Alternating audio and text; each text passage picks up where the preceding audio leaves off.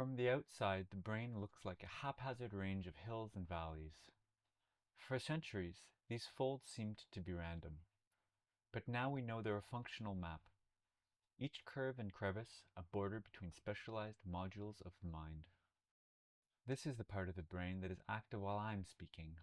It plans and orchestrates the fine motor coordination between the lips, tongue, and the vocal cords.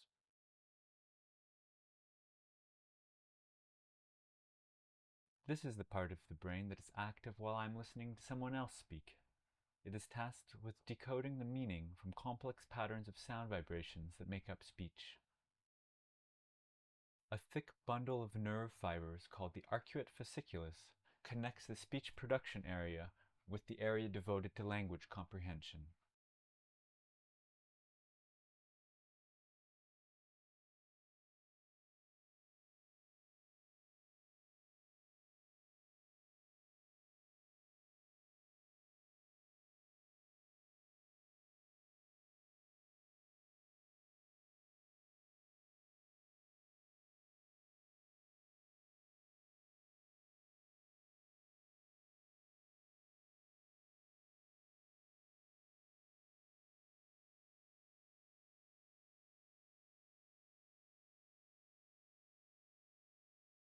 The outer layer of the brain, the cortex, is built from layers of different kinds of neurons, each with unique form and function.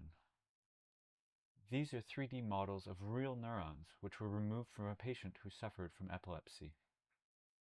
Neurons communicate with each other by electrical and chemical means.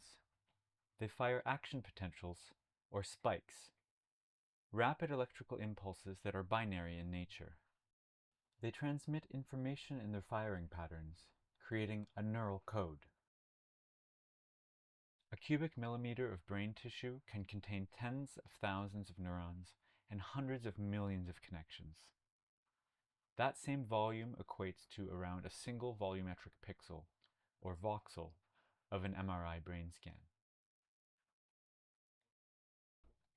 While functional MRI provides highly detailed images of brain activity, it typically captures only about 1 image per second and can miss many of the brain's rapid dynamics.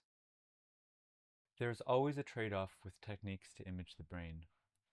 Compared to MRI's high spatial but low temporal resolution, MEG's magnetic field measurements provide a vivid picture of the brain's rapidly changing states, though with less spatial detail.